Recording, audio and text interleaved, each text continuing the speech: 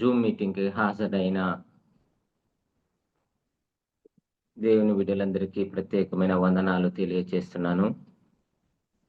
ఈరోజు ఎర్రపరెడ్డన మొదటగా ప్రార్థన చేస్తే ఈ కూడికను ప్రారంభించుకుందాం. నా ఎర్రపరెడ్డన వందనాలన. ప్రేమ నమ్మకం కలిగిన మా గొప్ప తండ్రి, మహాపరిశుద్ధుడా, దయాదాక్షిణ్య పూర్ణుడా, కరుణామయుడా, వందనాలు స్తోత్రాలు తండ్రి. మీ ఘనమైన నామాన్ని బట్టి స్తుతిస్తున్నాం. దేవ, మరొక నూతన దినం మాకు దయా కిరీటంగా ఇచ్చారు. మమ్మల్ని సజీవులుగా ఉదయకాలమునే తండ్రి జ్ఞాపకం చేసుకుని మా ఆయుష్కాలాన్ని పొడిగించి మమ్మల్ని బలపరిచిన విధానాన్ని బట్టి స్తోత్రాలు తండ్రి. భౌతికంగా మాకు మీరు ఇచ్చిన తండ్రి ఆయుష్కాలం పొడిగించారు. ఆత్మీయంగా జీవించడానికి మీరు ఇచ్చిన దేవాప్రభా జూమ్ కార్యక్రమాన్ని బట్టి స్తోత్రాలు. వినయ చెవిని గ్రహించే ఆత్మను మాకు దయచేయండి. ఆటంకాలను దూరపరచండి. తండ్రి నెట్ ద్వారా ఎలాంటి సమస్య లేకుండా చక్కగా ప్రభువా మరి ప్రారంభం మొదలుకొని ముగింపు వరకు మీ సహాయం అనుగ్రహించి మయం పొందమని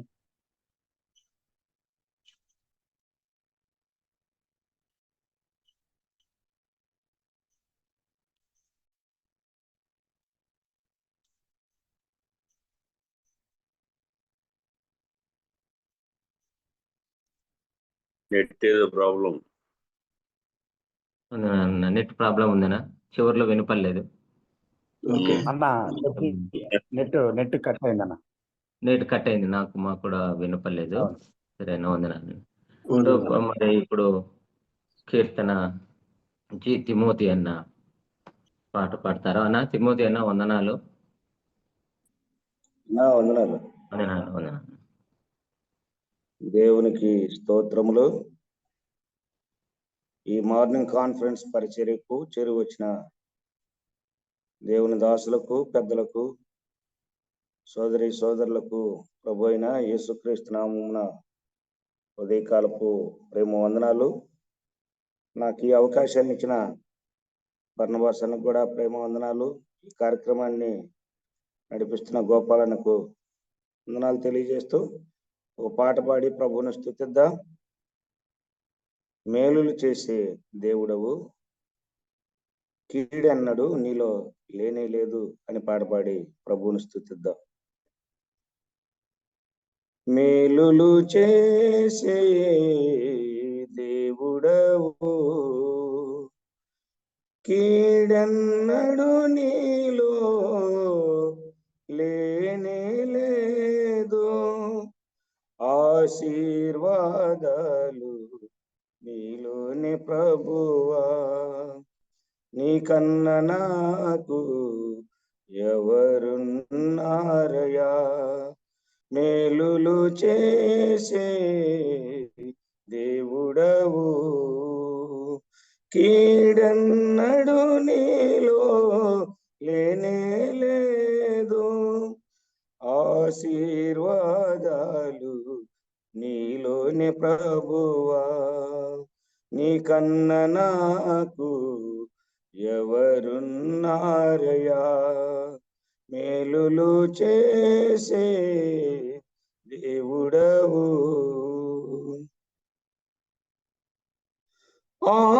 ఆశీర్వదించితివి ఆనాడు అబ్రహామును, ఆశీర్వదించితివి యాకోబును, ఆశీర్వదించితివి ఆనాడు అబ్రహామును, ఆశీర్వదించితివి యాకోబును, సర్వాధిపతి నా యేసయ్యా, సర్వాధిపతి నా యేసయ్యా, ఆశీర్వాదాలు నీలోనే ప్రభువా, ఆశీర్వాదాలు నీలోనే ప్రభువా, మేలులు చేసి దేవుడవు, కీడెన్నడు నీలో లేనే లేదు, ఆశీర్వాదాలు నీలోనే ప్రభువా, నీకన్నా నాకు ఎవరున్నారయ్యా, మేలులు చేసే దేవుడవు,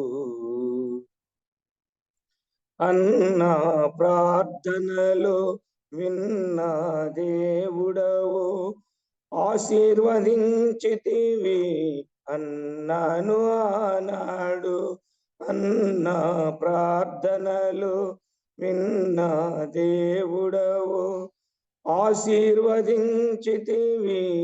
అన్నాను ఆనాడు, సర్వాధిపతి నా యేసయ్యా, సర్వాధిపతి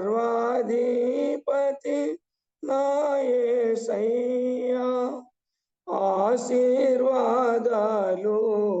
నీలోనే ప్రభువా, ఆశీర్వాదాలు నీలోనే ప్రభువా, మేలులు చేసే దేవుడవు, కీడన్నడు నీలో లేనే లేదు, ఆశీర్వాదాలు నీలోనే ప్రభువా, నీకన్నా నాకు ఎవరున్నారయ్యా, మేలులు చేసే దేవుడవు. నా వందనాలనా. వందనాలన్న. శేఖర్ బాబన్న వాక్యం కొరకు ప్రార్థన చేయండి అన్న. శేఖర్ బాబన్న వందనాలనా. వందనాలన్నా. నాన్న ప్రార్థన చేయండి అన్న వాక్యం కొరకు. ప్రార్థించుకుందాం. సర్వశక్తి మీకు ప్రేమ కనికరం జాలి కృప దయగల తండ్రి మీకు స్తోత్రాలు ప్రభా. గడిచిన దినములన్నీ తండ్రి రే వెనక పగలనక మనందరినీ కూడా మీ కృపగల దయగల కాచి కాపాడి తండ్రి లోకంలోనికి వెళ్ళక ముందు నాయన మీ సన్నిధిలో చేరిన ఆయన ఈ మార్నింగ్ కాన్ఫరెన్స్ ద్వారా తండ్రి నాయన మేమందరం కూడా తండ్రి పాటలతో నాయన స్తుతించే భాగ్యాన్ని ఇచ్చిన అందుని బట్టి స్తోత్రాలు ప్రభా. దినం చేరి వచ్చిన సేవకులు పెద్దలకు మరియు సహోదరులందరూ కూడా నాయన దీవించండి, ఆశీర్వదించండి ప్రభా. ఇంకా అనేకులు కూడా నాయన ఈ జూమ్ మీటింగ్ లో చేరిన ఆయన ఆత్మీయ మేలులు పొందడం నీ కృపను దయచేయండి ప్రభా.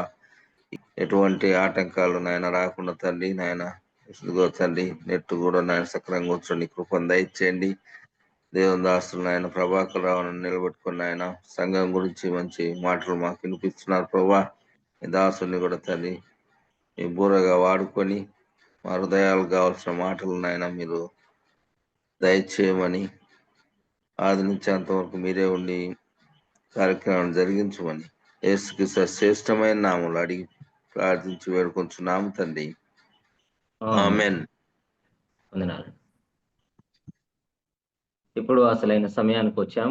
మరి ప్రభాకర్ రావు అన్న వాక్యం అందిస్తూ ఉండగా సంఘం గురించి అనేక విషయాలు మనం తెలుసుకున్నాం. మరి ఈ రోజు కూడా అన్నగారు వాక్యం అందిస్తూ ఉండగా మనమంతా మ్యూట్ లో ఉండి శ్రద్ధగా వాక్యాన్ని విని మేలు పొందుదాం. ప్రభాకర్ రావు అన్న వందనాలనా. అందరికీ ప్రభువు నామములో వందనాలండి. మరోసారి మనందరము దేవుని కృపాసనం చెంతకు చేరరావడానికి ప్రభువు తన సహాయాన్ని మనకు అందించారు. అందును బట్టి ప్రభువునకు స్తోత్రం చెల్లిస్తున్నాం. ఈ దినము మనము వాక్య ధ్యానంలోనికి వెళ్ళడానికి ముందు నిన్నటి దినం మనము ప్రజలను ఎలాగూ ఆకర్షించాలి అనే సంగతిలో భాగంగా మన మధ్య చర్చకు వచ్చిన సంగతి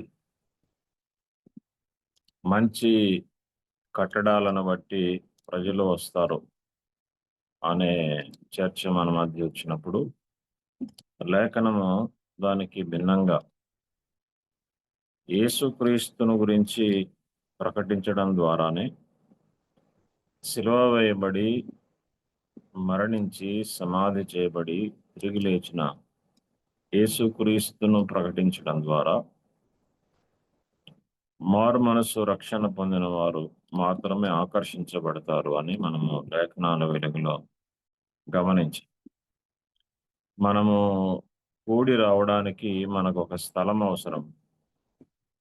అయితే మనం కూడి రావడానికి కారణం స్థలం కాదు, మన ప్రభు అయిన యేసుక్రీస్తే అనే సంగతిని మనము నిన్నటి దినాన మాట్లాడుకున్నాం. మరొక సంగతి కూడా మనం ఈ దినాన మనం మాట్లాడుకున్నాం. సంఘాల్లో సమకూర్చబడుతున్న సొమ్ము ఎవరి దగ్గర ఉండాలి? ఈనాడు అది కూడా మనకు సంఘాల్లో చాలా స్థలాల్లో సమస్యాత్మకమైన అంశంగా మనకు కనబడుతూ ఉంటుంది. దాంతోపాటు మరొక సంగతి ఏంటి అని అంటే, సంఘాల్లో ఎవరి నాయకత్వం ఉండాలి? సంఘాల్లో ఎవరి నాయకత్వం ఉండాలి? సంఘాల్లో సొమ్ము ఎవరి దగ్గర ఉండాలి? సంఘాల్లో ఎవరి నాయకత్వం ఉండాలి? ఇలాగూ చాలా రకాల అంశాలు వివాదాస్పదంగా అనేక స్థలాల్లో సమస్యలకు కారణంగా కనబడుతుండగా లేఖనం ఏం చెప్తుందో మనము లేఖనాల వెలుగులో గమనిద్దాము. ఈ విషయాలు కొంత వివరణాత్మకంగాను ఉత్తర ప్రత్యుత్తర రీతిగా, అంటే మీరు కూడా మాట్లాడుతూ ఉండగా మీకు వస్తున్న సందేహాలు, సలహాలు లేఖనాల వెలుగులో మనందరం చర్చిస్తే బాగుంటుంది అన్నది ఆలోచన. రండి లేఖన సహాయం కొరకై కొరింథీయులకు పౌలు గారు రాసిన మొదటి పత్రిక 16వ అధ్యాయము మొదటి వచనము నుండి మనం ఇలా చదువుదాం. మొదటి వచనం నుండి, పరిశుద్ధుల కొరకైన చందా విషయం అయితే నేను గలతీయ సంఘములకు నియమించిన ప్రకారం మీరును చేయుడి. నేను వచ్చినప్పుడు చందా పోగు చేయకుండా ప్రతి ఆదివారము మీలో ప్రతివాడును తాను వర్ధిల్లిన కొలది తన యొద్ద కొంత సొమ్ము నిలువ చేయవలెను. నేను వచ్చినప్పుడు మీరు ఎవరిని యోగ్యులు అని ఎంచి పత్రికలు ఇద్దరో వారి చేత ఈ ఉపకార ద్రవ్యమును యెరూషలేమునకు పంపుదును. నేను కూడా వెళ్ళుట యుక్తమైన ఎడల వారు నాతో కూడా వస్తురు. ప్రభువారు మన కొరకి మాటలు దీవించునుగాక. ప్రియులారా, చాలా స్థలాల్లో మన స్థానిక సంఘాల్లో ఈ సొమ్ము విషయమై ఎవరి దగ్గర ఉండాలి అనే వివాదము నడుస్తూ ఉండగా వారి వారి సంఘాల నిర్ణయాల మేరకు సాగుతూ ఉంటారు. అయితే లేఖనాన్ని మనం పరిశీలన చేస్తున్నప్పుడు అది వివాదం ఏమీ కాదు. దాంతోపాటు ఎవరి దగ్గర ఉండాలి అన్నదానికి ప్రత్యేకమైన స్థానం ఏమీ లేదు. ఫలాని వారికే ఇవ్వాలి, పెద్దల దగ్గరే ఉండాలి, స్వార్థికుల దగ్గరే ఉండాలి, పరిచారకుల దగ్గరే ఉండాలి. దీనికి నిర్దిష్టమైన లేఖన ఆధారిత సహాయం మనకు లేదు. నేను ఎరిగిన మేరలో పరిశుద్ధ గ్రంథాన్ని మనం పరిశీలన చేస్తూ ఉండగా వీరి దగ్గరే సొమ్ము ఉండాలి అనే నిర్దిష్టమైన ఆజ్ఞాపూరితమైన లేఖనం మనకు కనబడదు. అయితే లేఖనాన్ని మనం పరిశీలన చేస్తున్నప్పుడు మనకు అర్థమవుతున్న సంగతి ఏంటి అని అంటే, ఇక్కడేమో పౌలు గారు ఒక మాట ఉపయోగించాడు. అదేంటంటే, పంపించేటప్పుడు మీరు పోగు చేసి మీ దగ్గర ఉంచండి అన్నాడు. పంపించేటప్పుడు ఎవరు యోగ్యులని మీరు ఎంచుతారో వారి చేత ఈ ద్రవ్యాన్ని పంపించండి అన్నాడు. ఈ మాట ఆధారం చేసుకుని మనం గమనిస్తున్నప్పుడు పోగు చేయబడిన సొమ్ము లేక సంఘములోనికి తేబడుతున్న సొమ్ము ఎవరి దగ్గర ఉండాలి అనంటే యోగ్యతను బట్టి ఇవ్వండి అన్నాడు. ఇది సమకూర్చబడిన సొమ్ము పంపించేటప్పుడు అయినా కూడా సమకూర్చబడింది నిల్వ ఉంచడానికి కూడా యోగ్యులు అనేది చాలా మంచి పదం. అది యోగ్యులు అనే దాంట్లో వారు నమ్మకస్తులను వస్తుంది, వారు యథార్థవంతులని వస్తుంది, సొమ్ము దుర్వినియోగం చేయరని వస్తుంది. ఇక చాలా సంగతులు అందులో మనకు కనబడతాయి. అది స్థానిక సంఘము ఫలాని వారు యోగ్యులు అని లెక్కించినప్పుడు వారి దగ్గర ఉంచడం క్షేమం. కానీ ఇది ఫలాని వారి స్వాధీనంలోనే ఇది ఉండాలి అనేది దేవుని లేఖనాల్లో మనకు లేదు. మనం ఉన్న స్థానిక సంఘాల్లో పెద్దల్లో ఎవరైనా ఒకరు యోగ్యులని ఉంచుతారా? వారి దగ్గర ఉంచండి. పరిచారకుల్లో ఎవరైనా యోగ్యులని ఉంచుతారా? వారి దగ్గర ఉంచండి. సువార్థికులు యోగ్యులు అని ఉంచుతారా? వారి దగ్గర కూడా ఉంచండి. ఏం తప్పులేదు. కారణం ఏంటి అని అంటే యోగ్యత చాలా ముఖ్యమైనది. ఇంకొక మాట కూడా మనము దీనికి జోడు చేసుకుంటే మంచిదేమో. చూడండి, పౌలు గారు తిమోతికి రాస్తూ అక్కడ సొమ్ము విషయమై చెప్పలేదు, కానీ బోధ విషయమై చెప్తూ ఒక మాట అన్నాడు. 2వ పత్రికలో అపోస్తలుడైన పౌలు గారు తిమోతికి రాసిన 2వ పత్రికలో 2వ అధ్యాయము మొదటి 2 వచనాలు, నా కుమారుడా, క్రీస్తు యేసునందున్న కృపచేత బలవంతుడవ కమ్ము. నీవు అనేక సాక్షుల ఎదుట నా వలన వినిన సంగతులను ఇతరులకు బోధించుటకు సామర్థ్యము గల నమ్మకమైన మనుషులకు అప్పగింపుము అన్నాడు. ఇది సొమ్ము విషయమైన సంగతి కాదు, కానీ బోధ విషయమైన సంగతి. బోధన అప్పగించడానికి కూడా ఒక క్వాలిటీ పెట్టాడు పౌలు గారు. ఎలాంటి వారికి బోధన అప్పగించాలంటే సామర్థ్యము నమ్మకత్వము కలిగిన మనుషులకు అప్పగించు అన్నాడు. ఇది సొమ్ము కూడా ఉంటే మంచిది అన్నది నా అభిప్రాయం. అంటే సొమ్మును నిర్వహించడానికి సామర్థ్యము నమ్మకత్వం, అక్కడేమో యోగ్యత అన్నాడు. యోగ్యతలో భాగాలు అన్నమాట. యోగ్యత అనే పదానికి భాగాలుగా సామర్థ్యము నమ్మకత్వం, ఈ రెండు చాలా చాలా ప్రధానమైనవి. సామర్థ్యము అంటే అర్థం ఏంటంటే సరిగా వాడే శక్తి. సామర్థ్యం అని అంటే దేన్నైనా సరిగా వాడే శక్తిని సామర్థ్యము అంటారు. సరిగా హ్యాండిల్ చేయడం, సరిగా నిర్వహించడం. ఒకదాన్ని మనము సరిగా నిర్వహించకపోతే అది ప్రమాదానికి దారితీస్తుంది. ఏదైనా మన చేతిలో చాకును అనుకోండి, చాకును సరైన రీతిలో దాన్ని వాడకపోతే, సామర్థ్యముతో వాడకపోతే, దాన్ని దేని కొరకు వాడాలో దాని కొరకు వాడకపోతే, దాన్ని పలు పనులకు వాడుకోవచ్చు. మనం చాకుతో చాలా పనులు చేయొచ్చు మనం. అయితే చాకును వాడేటప్పుడు దాన్ని సరైన విధానంలో వాడడం అనే సామర్థ్యం ఉండాలి. దాన్ని దుర్వినియోగం చేయకూడదు. కాబట్టి సామర్థ్యత అనే మాట దేన్ని జ్ఞాపకం చేస్తానంటే దుర్వినియోగం చేయని తనాన్ని మనకు చూపిస్తుంది. అదే సమయంలో దాన్ని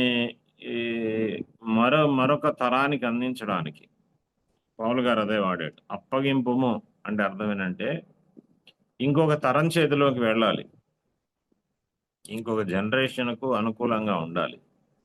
బోధన అప్పగించేటప్పుడు సామర్థ్యము నమ్మకత్వం లేకపోతే బోధ దుర్వినియోగం అవుతుంది. అలాగే సొమ్ము సామర్థ్యము నమ్మకత్వము లేని వారి చేతుల్లో ఉంటే అది కూడా అలాగే దుర్వినియోగం అవుతుంది. కాబట్టి సమర్థత అనేది అన్ని విభాగాలకు విభజించి వాడడం అనేది మనకు కనబడుతుంది. అందరికీ ఆమోదయోగ్యంగా ప్రయోజనకరంగా వాడడము సామర్థ్యత. మరొక సంగతి కూడా మనం చూస్తాం. చూడండి, లేఖనాల్లో మనం గమనిస్తున్నప్పుడు మరొక మాట కూడా మనం పరిశీలన చేద్దాం. అపోస్తల కార్యముల గ్రంథం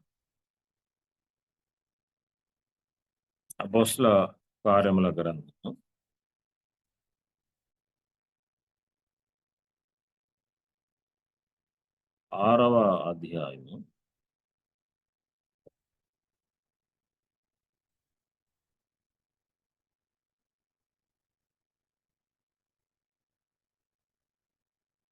6వ అధ్యాయము 3వ వచనం. 6వ అధ్యాయం 3వ వచనం. కాబట్టి సహోదరులారా, ఆత్మతోనూ జ్ఞానముతోనూ నిండుకొని మంచి పేరు పొందిన 7 మనుషులను మీలో ఏర్పరచుకొనుడి. మేము వారిని ఈ పనికి నియమింతుము అన్నాడు. ఏ పనికి అనంటే మనం ఎరుగుదము, ఆహారము పంచిపెట్టే పని. ఇది కూడా సొమ్మును గురించి కాదు, ఆహారాన్ని పంచిపెట్టే దాని గురించి. ఆహారము పంచిపెట్టడానికి ఎవరు కావాలి అనంటే ఇక్కడ అన్నాడు, ఆత్మతోనూ జ్ఞానముతోనూ నిండుకొని మంచి పేరు పొందినవారు అన్నాడు. ఆహారం పంచిపెట్టడానికే ఆత్మతోనూ జ్ఞానముతోనూ నిండుకొని మంచి పేరు పొందిన వారు కావాలి అని అపోస్తలులో కోరితే, మరి ఆర్థిక విషయాలు చూడడానికి కూడా ఎవరు కావాలి? ఆర్థిక విషయాలు చూడడానికి కూడా దేవుని ఆత్మ జ్ఞానం కలిగిన వారు కావాలి, మంచి పేరు కలిగిన వారు కావాలి. దేవుని ఆత్మ చేత నిర్ణయాలు తీసుకొని ఆత్మజ్ఞానం కలిగి మంచి పేరు ఎందుకు అనంటే దుర్వినియోగం కాకుండా, సొమ్ము దుర్వినియోగము కాకుండా. ఇక్కడ సమస్య వచ్చింది. ఇక్కడ సమస్య ఏమొచ్చింది మనం ఎరుగుదాము. హెబ్రీలకు హెబ్రీ భాష మాట్లాడేవాళ్ళు, గ్రీకు భాష మాట్లాడేవాళ్ళు ఒకరి మీద ఒకరు సణుక్కుంటున్నారు, వీళ్ళు మమ్మల్ని చిన్నచూపు చూస్తున్నారు అని. గ్రీకు భాష మాట్లాడేవాళ్ళు హెబ్రీ భాష మాట్లాడే వాళ్ళ మీద ఫిర్యాదు చేశారు. సమస్య వచ్చింది. సమస్య వచ్చినప్పుడు సమస్య ఎలాగ పరిష్కరించబడాలి అనంటే, సమస్య పరిష్కరించబడడానికి దేవుని ఆత్మ సహాయం అవసరం, దేవుని జ్ఞానము అవసరం, మంచి పేరు అవసరం. అప్పుడే సమస్య పరిష్కరించబడు. కాబట్టి సమస్య తెచ్చే సంగతి ఏంటంటే, సొమ్ము సమస్య తెచ్చేదే. సొమ్ము సమస్య తెచ్చేదైనప్పుడు సొమ్ము ఎవరి దగ్గర ఉండాలి? ఎవరు దాన్ని హ్యాండిల్ చేయాలి? ఎవరు దాన్ని సరైన విధానంలో ఖర్చు చేయగలరు అనంటే, మరలా దేవుని ఆత్మజ్ఞానం కలిగిన వారు కావాలి, మంచి పేరు పొందిన వారు కావాలి. అలా లేకపోతే సొమ్ము దుర్వినియోగం అవుతుంది. మనం చాలా స్థలాల్లో చూస్తున్నాము నేటి దినాల్లో ఈ సంగతి. మన స్థానిక సంఘాల్లో ఎక్కువ స్థలాల్లో ఎక్కువ సొమ్ము సమకూర్చబడే చోట, ఎక్కువ స్థలాల్లో మనకి సమస్య ఉత్పన్నమవుతుంది. దుర్వినియోగం కావడము, లెక్కలు చెప్పకపోవడము, తర్వాత సరిగా వినియోగించకపోవడము, ఇవన్నీ నేడు మనం చూస్తుండగా లేఖనాల వెలుగులో ఈ మాటలు మనము మనసులో ఉంచుకుంటే మంచిది. ఈ మాటల ద్వారా మనము దేవుని గ్రంథంలో ప్రయోగించబడిన పదాలను ఆధారం చేసుకుని, ఇలాంటి లక్షణాలు కలిగిన వారు, దేవుని ఆత్మజ్ఞానముతో నిండుకున్నవారు, మంచి పేరు పొందిన వారు, సామర్థ్యము నమ్మకత్వము కలిగిన వారే యోగ్యులు అని మనము కంక్లూజన్కి వద్దాం. అపోస్తలుల గారి గ్రంథంలో వ్రాయబడిన దేవుని ఆత్మజ్ఞానము, మంచి పేరు, కొరింథీయులకు రాసిన పత్రికలో ఉన్న యోగ్యత, తిమోతికి రాసిన పత్రికలో ఉన్న నమ్మకత్వము, సామర్థ్యము ఎవరికైతే ఉంటుందో అలాంటి వారి దగ్గర ఉంటేనే ప్రేమ, అది దేవుని సొమ్ము సద్వినియోగం అవుతుంది, లేకపోతే దుర్వినియోగం అవుతుంది. ఇందులో మరొక సంగతి కూడా మనము మనసులో పెట్టాలి. అదేంటంటే, చాలా స్థలాల్లో నమ్మకస్తులున్నా, యోగ్యులున్నా, దేవుని జ్ఞానం కలిగిన వారున్నా, మన స్థానిక సంఘాల్లో ఆర్థిక బలవంతుల చేతుల్లో సొమ్ము ఉండడం మనం చూస్తూ ఉంటాం. సమాజంలో ఉన్నతమైన ఉద్యోగాలు, పేర్లు కలిగిన వారి స్వాధీనంలోనే ఎక్కువ సొమ్ము నిల్వ ఉండడం మనం చూస్తున్నాం. మనం దాన్ని చూసే ఇస్తూ ఉన్నాం. తద్వారా చాలా చాలా చాలా నష్టపోతున్నాం. ప్రియమైన వారులారా, ఇందులో మన జీవితాల్లో అది దేవుని సొమ్ము అన్న జ్ఞానము, ఆలోచన, మనము ఆ స్పృహ ఎల్లప్పుడూ ఉండాలి. ఆ స్పృహ సంఘములో ప్రతి వారికి ఉండాలి. ప్రతి వారికి మాట ఎందుకంటున్నానంటే, అది దేవుని సొమ్ము సరిగా వినియోగించబడకపోతే మనము దేవుని పనిని ఆటంకపరిచిన వారం అవుతాము. ఇక్కడ మనము ఈ మాటలు మనం చదువుతున్నప్పుడు అపోస్తులుడు ఆత్మతోనూ జ్ఞానముతోనూ నిండుకొని మంచి పేరు పొందిన వారు కావాలి అని ఎందుకన్నారు అనంటే, వారు లేకపోతే వివాదం అలాగే నిలబడిపోతుంది. వివాదము సర్దుమనగాలి అనంటే, వివాదము లేకుండా ఉండాలి అనంటే దేవుని జ్ఞానము కలిగిన మనుషులు అవసరం. అది సరిగా వినియోగించబడాలి అనంటే దేవుని జ్ఞానము కలిగిన వారు అవసరం. అట్లయితే మనము మన సంఘాల్లో ఆలోచన చేద్దాము. మనము ఉంచిన సొమ్ము సద్వినియోగం అవుతుందా? ఉంచబడిన సొమ్ము వినియోగంలోనికి తెచ్చేవారు, సద్వినియోగం చేసేవారు మనకు అవసరం. లేనట్లయితే అది దుర్వినియోగమై రాబోయే తరానికి అది సమస్యాత్మకంగా తయారై సంఘ గలిబిలికి కారణమవుతుంది. ఎందుకంటే సొమ్ము ఎంత ప్రయోజనకరమైందో అంత ప్రమాదకరమైంది. సొమ్ము, డబ్బు అది ఎంత ప్రయోజనకరమైందో అది అంతే ప్రమాదకరమైంది. కనుక ప్రియులారా, లేఖనాల్లో మనం గమనించినట్టుగా అలాంటి వారి స్వాధీనంలో ఉండడం మంచిది. అలా ఉన్న స్థలాల్లో సద్వినియోగం చేయబడుతూ ఉంది. అలా ఉన్న స్థలాల్లో దేవుని పనిని ప్రోత్సహించేవారు మనకు విస్తారంగా తయారవుతున్నారు.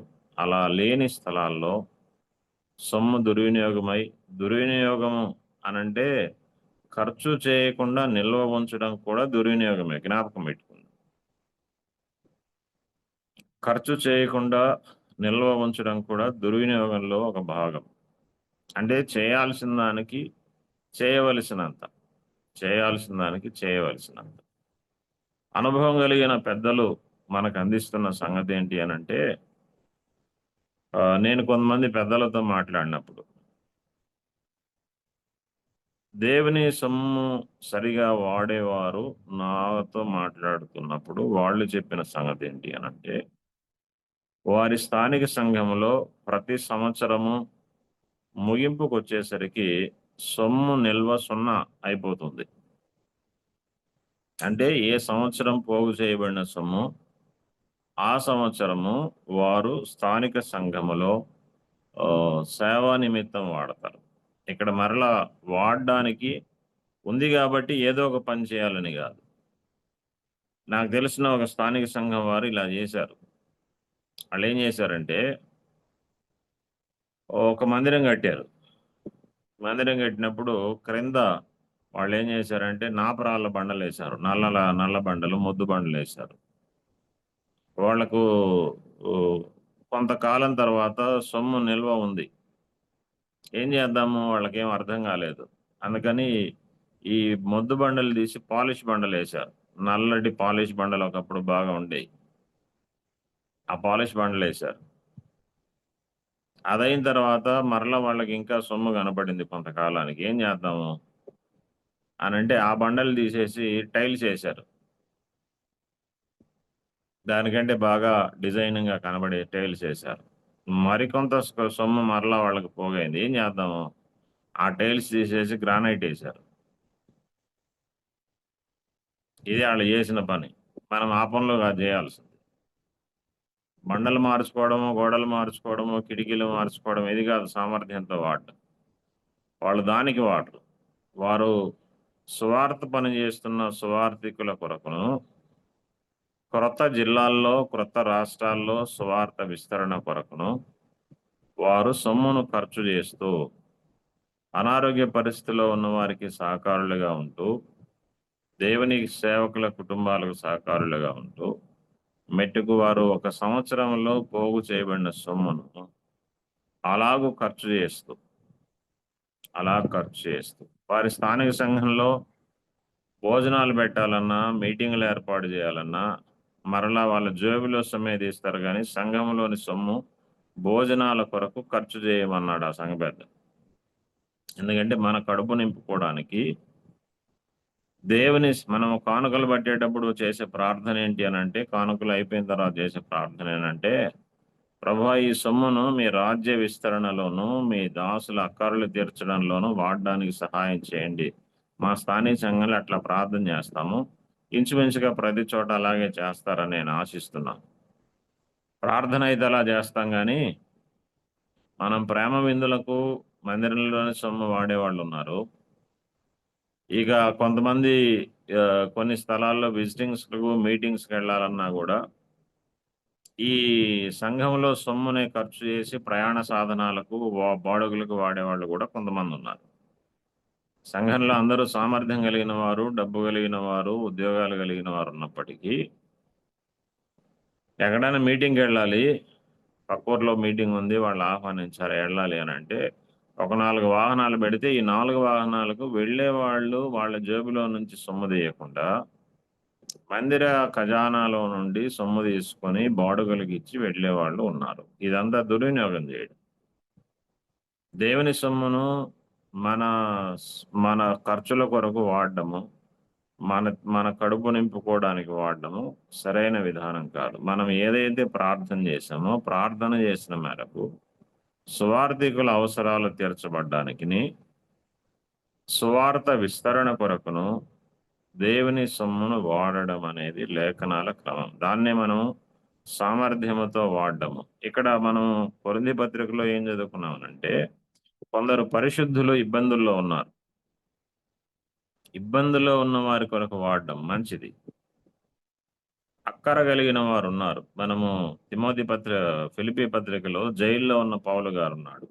సువార్థికుడు జైల్లో ఉన్నాడు, ఆయనకు అవసరమైంది. ఫిలిప్పీ సంఘస్థులు పంపించారు, అది మంచిది. అది మంచిది. కొరింథీయులకు రాసిన 2వ పత్రిక 8వ అధ్యాయంలో నూర్చేడు మూతికి చిక్కము పెట్టవద్దు అని ధర్మశాస్త్రం చెబుతోంది అని పౌలు గారు ప్రస్తావించాడు. అనంటే దేవుని పని చేసే సువార్థికులకు కనీసం ఆహారం కూడా తినడానికి వీలు లేకుండా నోటికి చిక్కం పెట్టద్దు. చాలా కాలం క్రితము ఒక స్థానిక సంఘంలో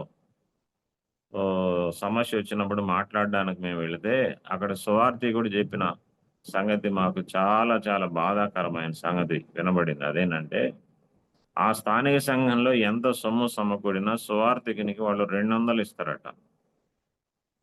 200. ఇది 25 సంవత్సరాల క్రితం మాట. 25 సంవత్సరాల క్రితం మాట 200 ఇచ్చేవాళ్ళు. ఆ తర్వాత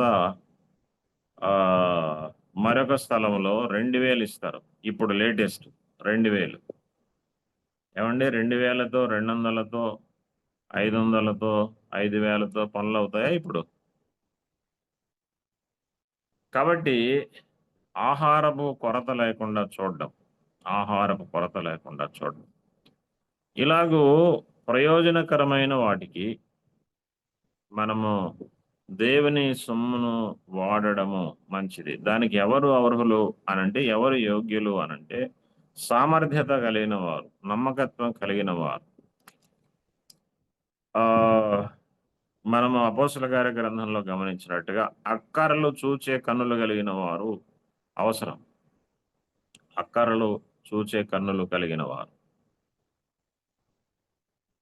కళ్ళు మూసుకొని వెళ్ళిపోయే వాళ్ళు కాదు. మనకు యేసుక్రీస్తు ప్రభువారు యెరికో పట్టణం నుండి యెరూషలేము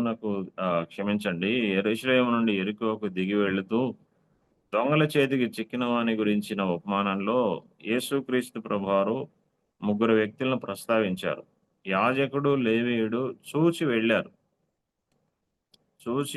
ఎక్కడికి వెళ్ళారు అని అంటే, వాళ్ళు దేవాలయానికి వెళ్ళారు. దేవాలయంలో ఏం చేస్తారు అంటే, దేవాలయంలో ఆరాధన చేస్తారు. కానీ ఇక్కడ పడి ఉన్న వాడిని చూచి కూడా వెళ్ళిపోయారు.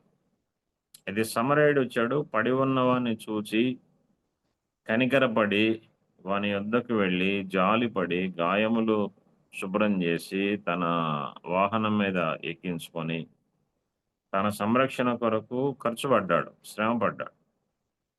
దీన్నే యోగ్యత అంటారు.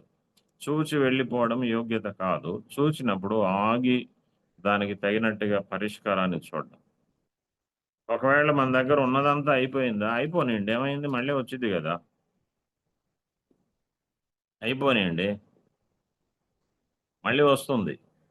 కాబట్టి ప్రియులరా, ఈ ఈ మేరలో, ఈ ఆలోచనలో సొమ్ము ఇలాంటి యోగ్యులైన వారి దగ్గర ఉండడం మేలు అని లేఖనం మనకు చెప్తుంది. ఇక మీకు తెలిసి సహోదరులైన వారు మీకు తెలిసిన సలహాలు, సూచనలు ఇందులో అందరూ పంచుకోవచ్చు. అన్మ్యూట్ చేయండి.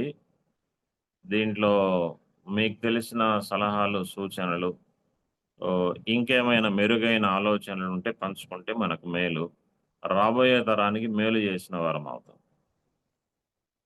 ఓపెన్గా ఆలోచన చేస్తే మంచిది. ఎందుకనంటే సమస్యలు పరిష్కరించబడాలంటే రక్షణకరమైన ఆలోచనలు చెప్పేవారు అవసరం మనకు లేఖనాల వెలుగులో. దేవుడు మనకిచ్చిన జ్ఞానం మేరకు లేఖనాల ఆధారంతో దీనికి సంబంధించి అందరం మాట్లాడుకుందాం, చాలా మంచిది. ఈ ఖర్చులు ఏమిటికి ఎట్లా పెడుతున్నాము, అవి సంఘ పెద్దలకు కానీ సంఘానికి కానీ ఆ యొక్క సొమ్ము ఏ విధంగా మనం ఖర్చు పెడుతున్నాం అది కానీ తెలిపితే మంచిది అనుకుంటున్నాం. రైట్.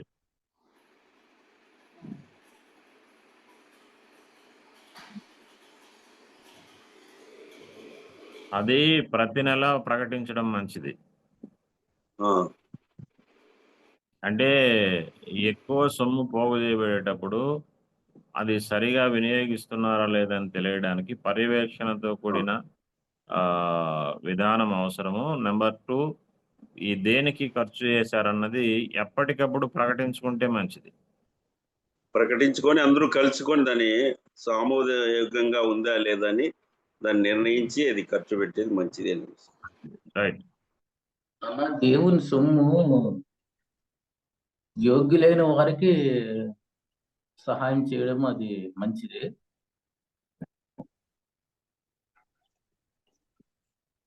ఎవరైతే సొమ్ముకి యోగ్యులో అర్హులో వారికి సహాయం చేయడం చాలా మంచిది. సోదరులు చెప్పిన పాయింట్ ప్రకారం రెండవది మనకు తోడవుతుంది. ఉంచడానికి యోగ్యత, సహాయం చేయడానికి కూడా యోగ్యత. అదే ఒకటి ప్రభాకర్ అన్న, చెప్పండి. ఏదైనా ఒక ఖర్చు ఒక సంఘానికి ఏదైనా తీసుకొచ్చేటప్పుడు, ఒకటి ఏదైనా ఉన్నప్పుడు సంఘంలో ఉండే పెద్దలకు కొంతమందిని కూర్చొని అది అడిగి అది తీసుకురావడం మంచిది అన్న. ఏదైనా సంఘంలో అవసరం మన సౌదాసన చెప్పింది అదే కదా, కూర్చొని మాట్లాడుకొని తీసుకురావడం మంచిదని.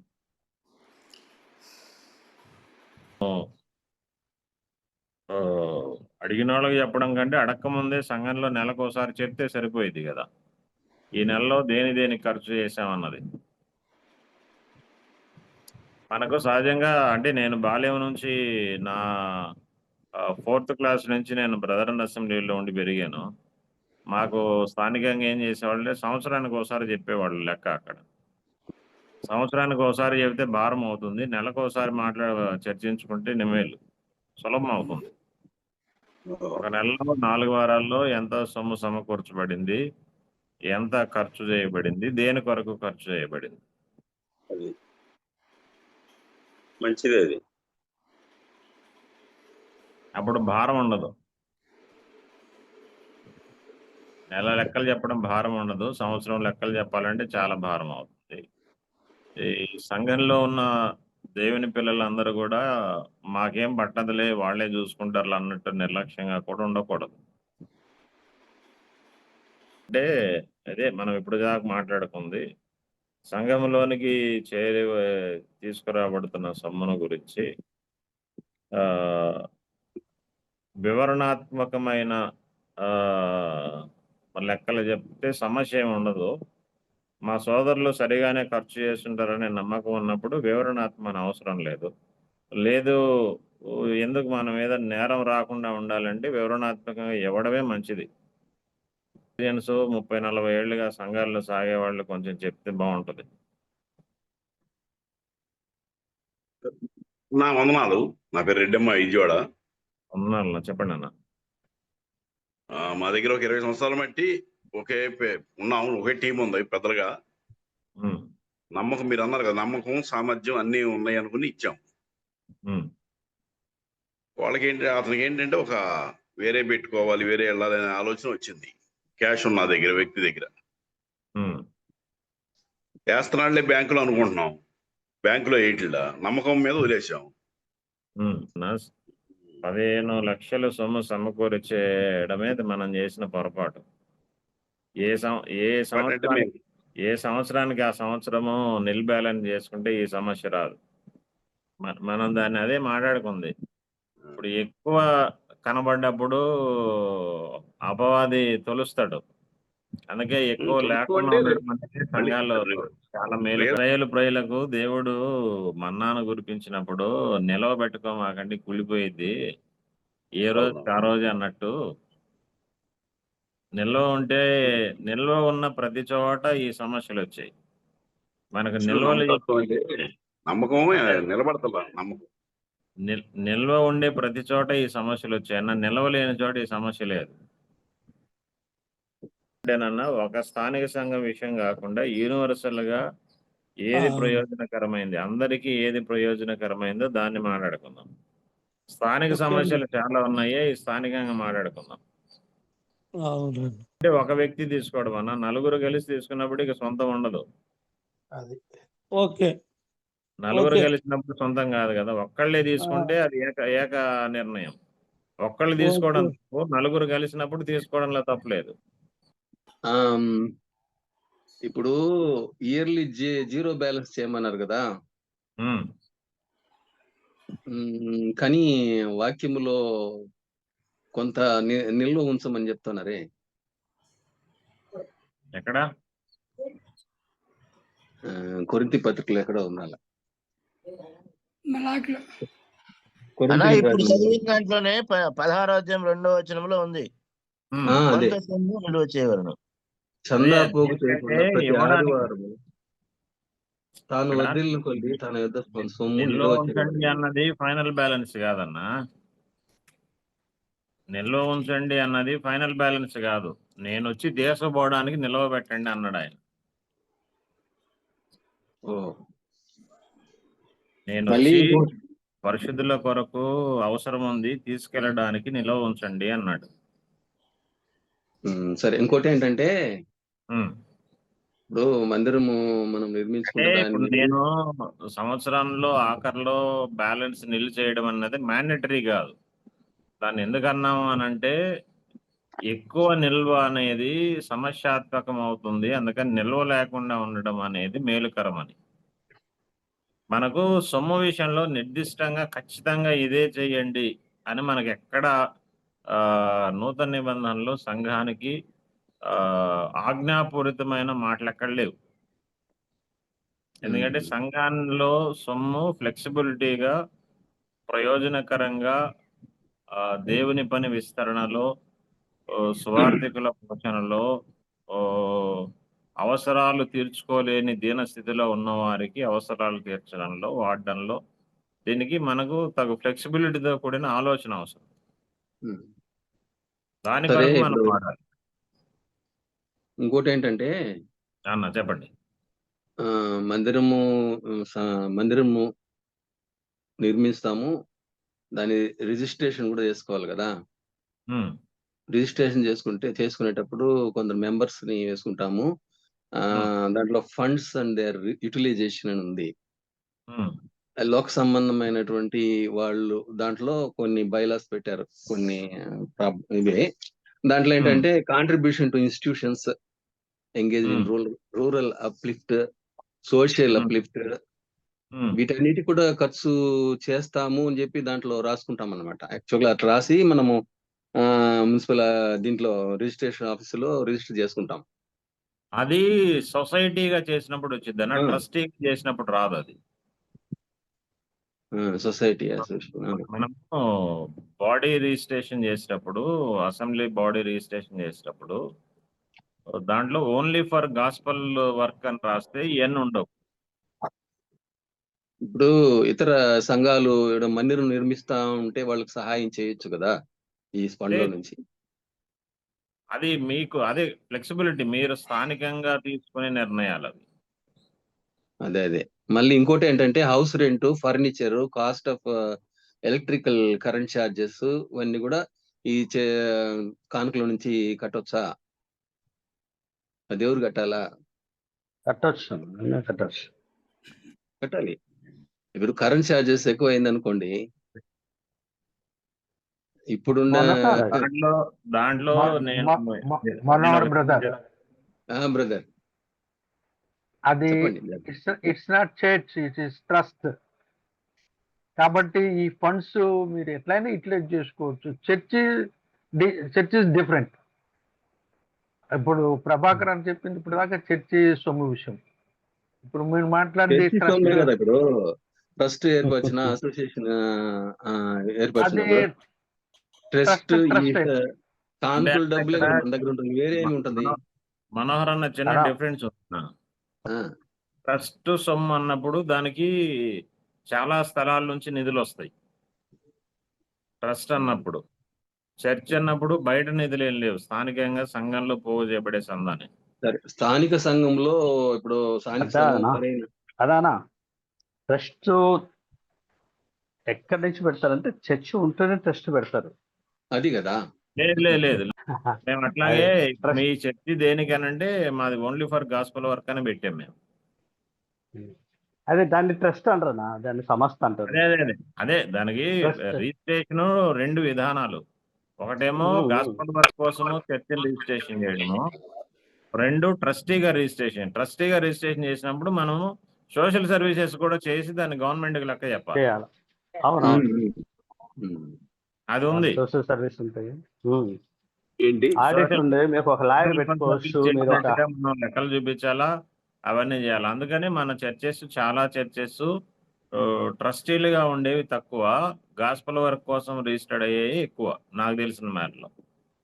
లేదు ట్రస్టీలు ఎక్కువ ఉన్నాయి. ఇప్పుడు ట్రస్ట్ ఏర్పడాలంటే సంఘము, ఇప్పుడు సంఘంలో వచ్చే అమౌంట్ ని మనం ప్రకటించాలి, పలానాకి ఇలా అలాట్ చేయాలి.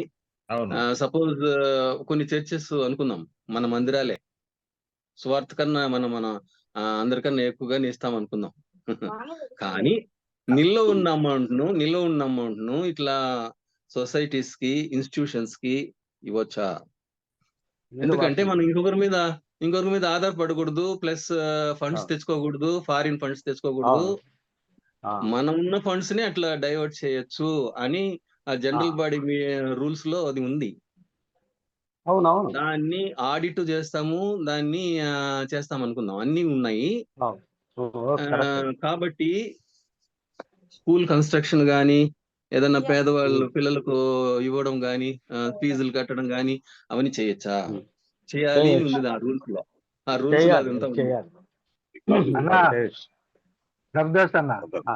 చెప్పండి అసలు. ట్రస్ట్ నుండి సోషల్ సర్వీస్ లోకి వెళ్ళటం అనేది అంత మంచిది. ఇప్పుడు చర్చి సొమ్ము విషయం మనం మాట్లాడుకుంటున్నాం కాబట్టి చర్చి సొమ్ములు మళ్ళీ ట్రస్ట్ లోకి వెళ్ళటమే అది కొద్దిగా తేడాగా కనపడుతుంది. ఎందుకంటే trust without church also we can arrange, we can church సొమ్ము చర్చి కొరకే, అంటే గాస్పల్ వర్క్, సేవకుల కొరకు. ఇప్పుడు దాకా విన్న మెసేజ్ ఎలా ఉందో దానికి నేను ఏకీభవిస్తున్నానని చెప్పిన అనంతపురం సంఘ పెద్ద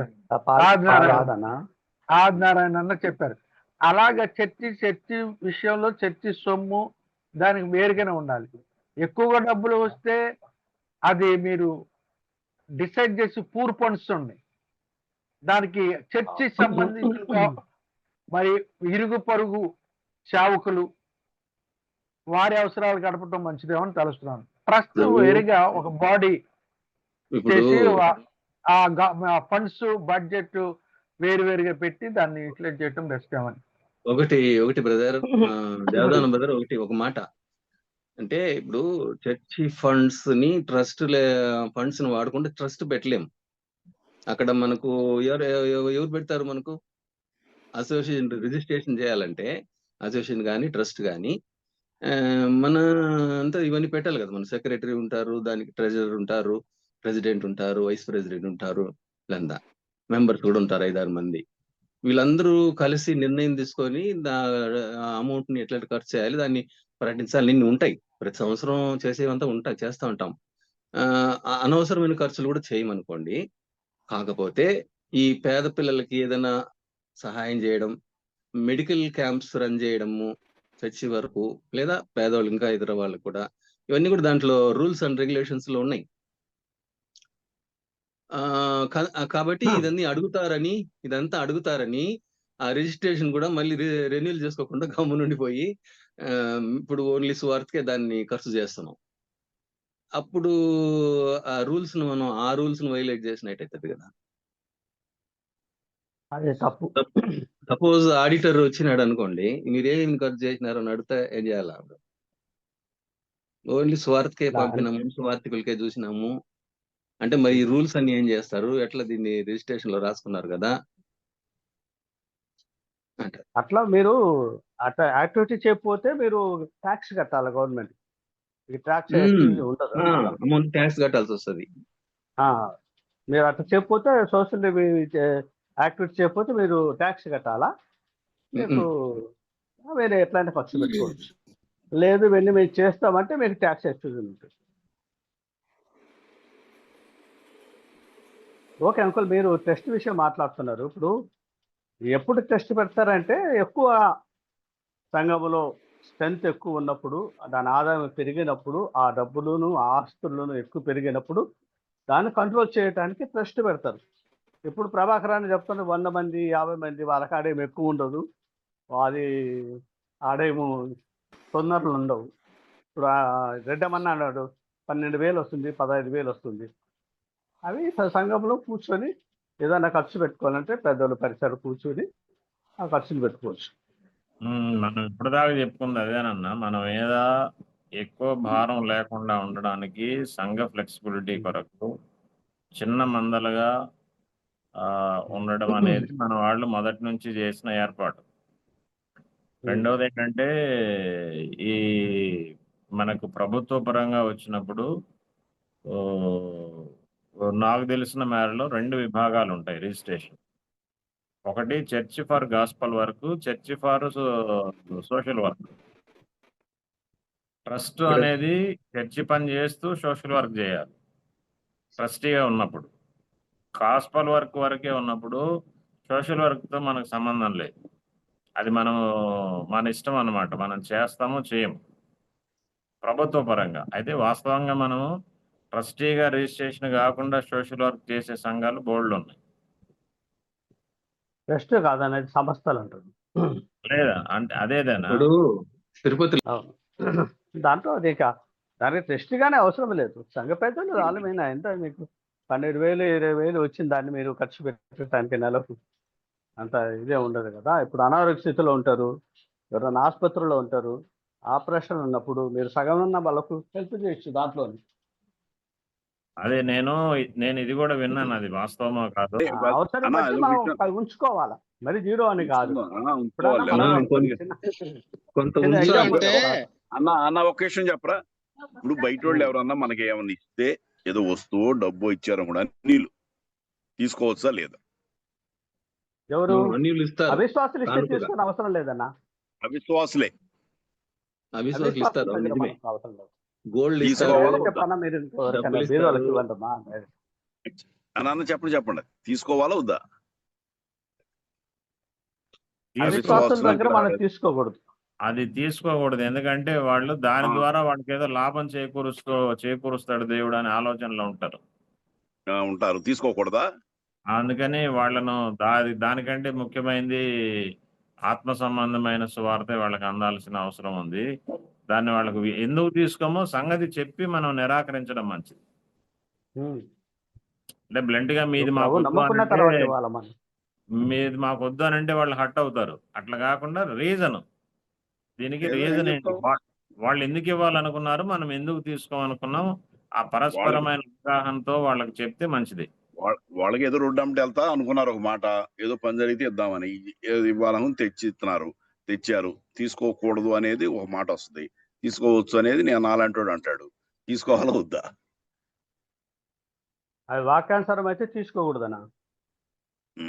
అప్పుడు వాళ్ళని హత్య చేసిన వాళ్ళమే టోటల్ గా మనం తీసుకోపోతే. మనం ఎందుకు తీసుకోమో వాళ్ళకి విషయం చెప్పాలి. వాళ్ళు మనసు బాధపడతారు.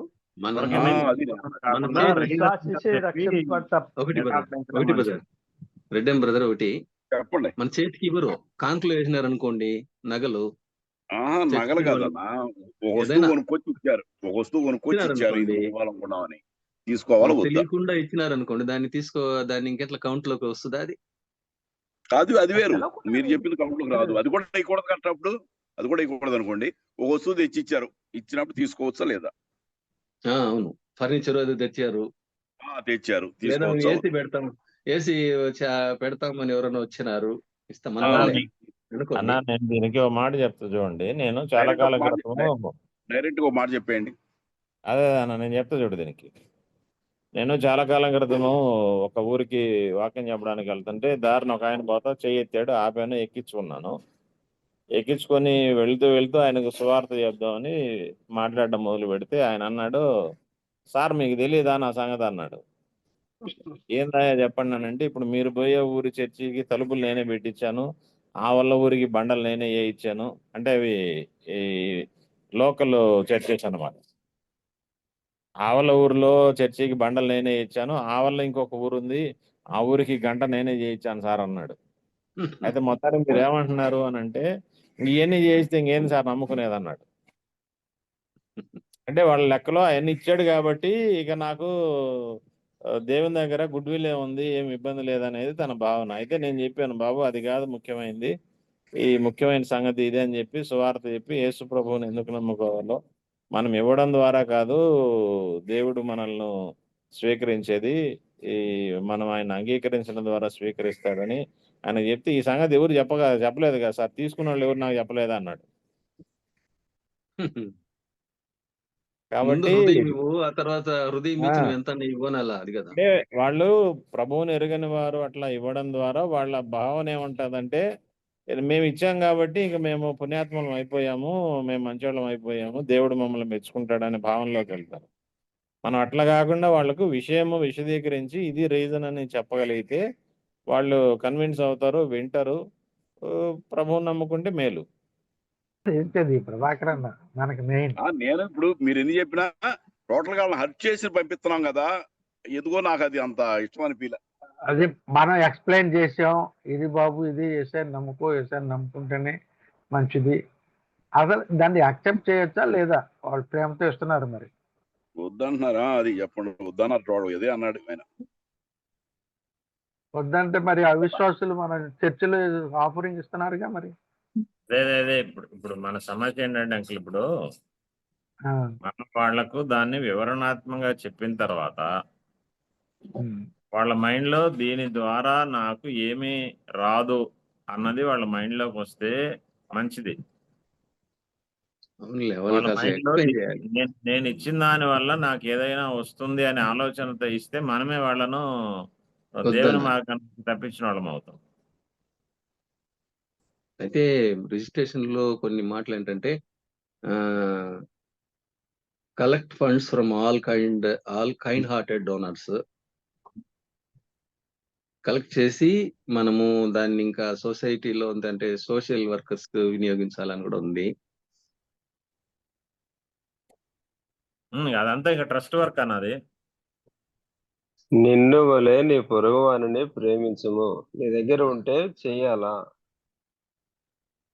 అంతేనా? అది ట్రస్టీలో సోషల్ వర్క్ లో భాగం. అది సపరేట్ విధానం అన్నమాట.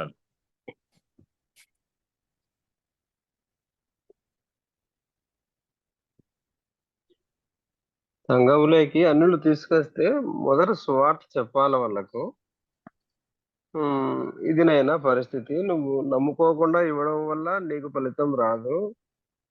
నువ్వు నీ ఇష్టం ఇచ్చిపో. నెక్స్ట్ సారి మటుకు ఇట్లా తీసుకురాకూడదు. ప్రభుని నమ్ముకోకుండా నువ్వు ఇచ్చినా నీకు ఫలితం లేదు అని చెప్పాలా. ఆయన అట్లా చేయకోకుండా పంపిస్తే నేను అనుకుంటా నా మనసు.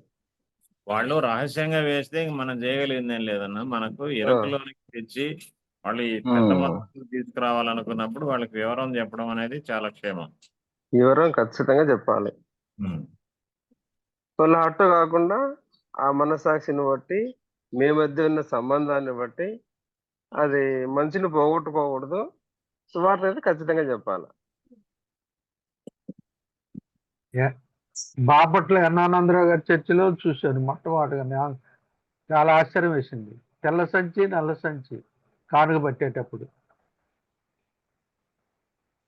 అది ప్రారంభంలో మన దగ్గర మన వాళ్ళ దగ్గర అందరి దగ్గర ఉండేది అంకుల్. అది తర్వాత కలిపేశారు.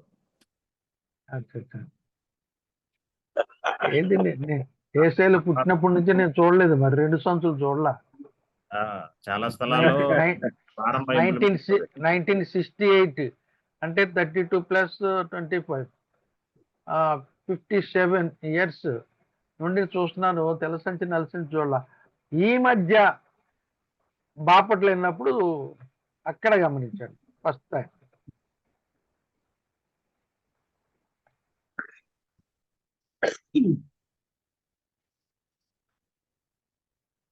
అక్కడ మరి మనం వేరు చేసినట్టు కదా, హత్య చేసినట్టు.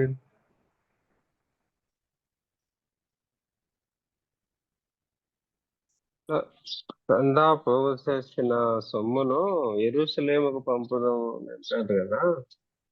ఇప్పుడు ఒక సంఘము ద్వారా చిన్న సంఘాలు స్థాపించబడి ఉంటాయి అనుకో. ఆ చిన్న సంఘాలలో పోగైన సొమ్ము అది ఆ స్థాపించబడిన ఆ మెయిన్ సంఘానికి పంపించచ్చా? అట్లా సందా పోగైన సొమ్ము యెరూషలేముకు పంపుదాం అంటే అట్లా పంపాలనా?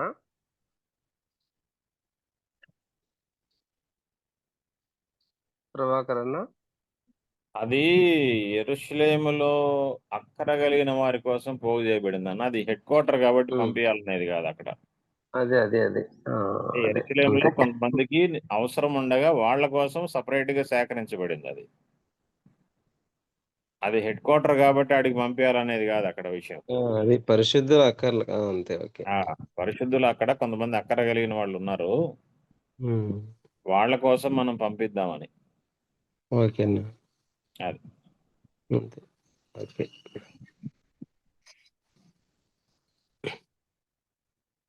చిన్న డౌట్ సార్. సంఘంలో పెద్ద పరిచారకులు కాపర్లు ఉంటారు కదా సార్, వాళ్ళ నమ్మకంతో మనం వాళ్ళని ఎన్నుకోండి, అది మళ్ళీ వాళ్ళు పరీక్షించండి ఏమి నా డౌట్ సార్. నమ్మకస్తులో కాదో పరీక్షిస్తేనే కదా తెలిసేదన్నా. మనం పరీక్షించే కదా సార్ వాళ్ళు ఎన్నుకోండి, అది వాళ్ళ నమ్మకస్తు. అంటే చాలా స్థలాల్లో పరిశీలన లేకుండా సంఖ్యాబలాన్ని బట్టి ఆర్థిక బలాన్ని బట్టి ఎక్కువ కాలం నుంచి ఉంటున్నారని ఇట్లా చాలా కారణాలతో పెద్దలుగా చేసేవాళ్ళు ఉన్నారు. ఇన్ఫ్లుయెన్స్. అది కాకుండా వాళ్ళకున్న దేవుని వరాన్ని బట్టి చేయడం అనేది ముఖ్యమైనది. అదేనా ఇప్పుడు రెడ్డమ్మన్న యోగ్యులైన వారిని ఎంచుకున్నాడు. అది పరీక్షించకుండా ఉన్నంత వరకు పోయి 15 లక్షలు అయినంత వరకు పరీక్షించుకోలే. అదే ఇప్పుడు అంత నిల్వ ఉండేదాకా వీళ్ళు దాన్ని నిల్వ ఉంచడమే పొరపాటు. అది ఎవరైనా సంఘంలో యోగ్యులని పెట్టింటాము, కానీ అడగాల ఎవరికైనా మీరు అబ్జెక్షన్ ఉందా? ఎవరైనా ఉంటారు, ఒకరు సంఘంలో 2 వర్గాలు ఉంటాయి ఖచ్చితంగా. వాళ్ళ దగ్గర డబ్బు సంచి ఉందంటే ఇటు చేస్తాడంట అంటారు. అప్పుడు అతన్ని పిలిచి, రానైనా నువ్వు కూర్చో, ఇదో ఎంచుదాం, ఇదో రాద్దాం, ఇదో పలానా దగ్గర పెడదాం. ఇప్పుడు రెడ్డెమన్ ఏమన్నారు, మాది జాయింట్ అకౌంట్ అన్నారు. జాయింట్ అకౌంట్ అయినప్పుడు ఇద్దరు పరిశీలన చేయాలి కదా, దాన్ని చేసుకోవాలి కదా. అన్న పరిశీలన అన్నదే తప్పు, అది ఎడ్డమ్మన్నదే తప్పు, పరిశీలన జాయింట్ చేయకపోవడమే అకౌంట్ తప్పు. ఇద్దరున్నా ముగ్గురున్నా కంపల్సరీ పరిశీలన అందరికి ముగ్గురికి తెలిసి ఉండాలా ఏదైనా. ఇప్పుడు విత్డ్రా ఇప్పుడు చేయాలంటే జాయింట్ అకౌంట్ ఉన్నోళ్ళందరూ సంతకాలు చేయాలి కదా. సంతకాలు చేయాలి కదా ముగ్గురు. మరి అది ఎట్లా వెళ్ళిద్ది అనేది ఇప్పుడు ఇది ఇప్పుడు దాన్ని పర్సనల్ టాపిక్ వద్దులే కానీ దాన్ని తీసేద్దాం.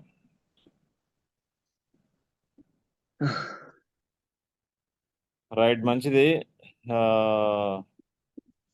ఇంకేమైనా సూచనలు ఉంటే అందజేయండి, లేకపోతే మనం ముగిద్దాము. రేపు ఆఖరి టాపిక్ గా మాట్లాడుకొని ముగిద్దాం. మాట్లాడవన్నదన్నా అందరు సమానమేనా? అందరు సమానమే, మాట్లాడచ్చు. కాబట్టి అనుభవం ఉంది కాబట్టి అడిగిండ్రు మాట్లాడమని. అనుభవస్తులు అంటే కొత్తగా చూసిన వాళ్లకు పాతకాలం నుంచి అన్ని పరిశీలన చేసిన వాళ్లకు తేడాలు ఉంటాయి కదా చాలా సంగతులు.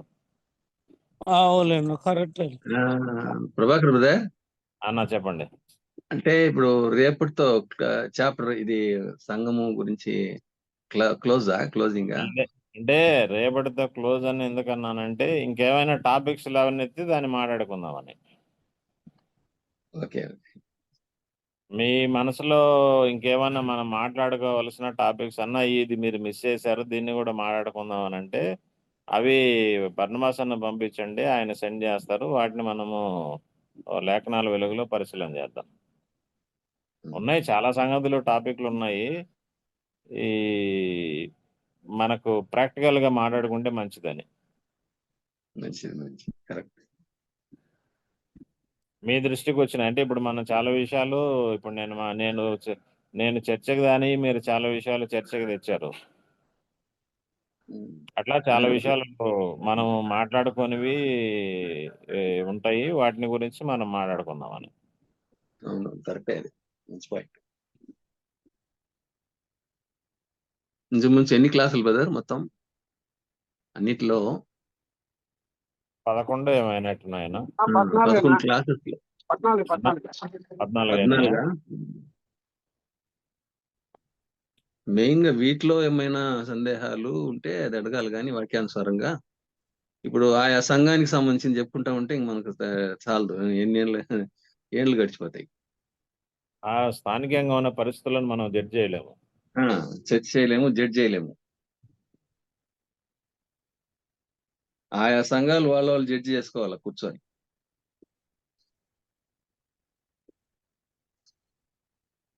అప్పుడు సార్ స్మాల్ రిక్వెస్ట్ సార్, అప్పుడు ఈ ట్రెజరర్ ఉంటారు కదా, ఆయన 3 years 2 years మారిస్తే సరిపోతుంది కదా. ఇప్పుడు ఆయనే ఉంటే ఏదో జరుగుతుంది అన్నప్పుడు దాని 2 years టైం పెట్టుకొని అప్పుడు సంఘం అంతా ఈయన రియలీ మంచి క్యాండిడేట్ అన్నప్పుడు అట్లా వాళ్ళు ఎన్నుకుంటే సరిపోతుంది కదా సార్. మరి ఈ ఒకరే కంటిన్యూ చేసి ఈ డబ్బులు మిస్ అయ్యే బదులు మా మధ్యలో 2 years 3 years ఆ ట్రెజరర్ మారిస్తే బెటర్ కదా సార్.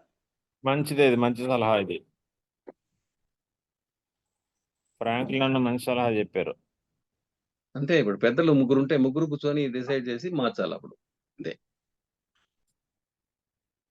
అది నెక్స్ట్ జనరేషన్ కూడా ఒక మాదిరిగా ఉంటుంది. మార్పు మంచిదే. మారిస్తేనే భయం, మారిస్తేనే భయం ఉంటది, మార్చకపోతే భయం ఉండదు. మనిషి బుద్ధి మాంసం దగ్గర కనిపిస్తుంది అంటారు పెద్దలు. డబ్బు కనిపిస్తే ఎంత సేవకుడైనా పాపం సేవకులు గాని పెద్దలు గాని అవసరాలను బట్టి మారిపోతారు. యోగ్యులైన వారు అనుకుంటాం కానీ ఫ్రాంక్లిన్ అన్న చెప్పినట్టు అదే అట్లా మారుస్తా ఉండాలా. అందరూ కలుసుకొని సమాధానంతోనే చేసుకోవాలి ఏదైనా. సరే బ్రదర్, అందరికి వందనాలు, ఉంటాను. ముగింపు ప్రార్థన చేయండి అన్న. ఒకళ్ళు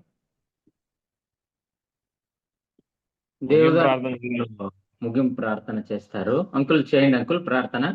దేవదానం అంకుల్. ఓకే, అందరికీ వందనాలన్నా.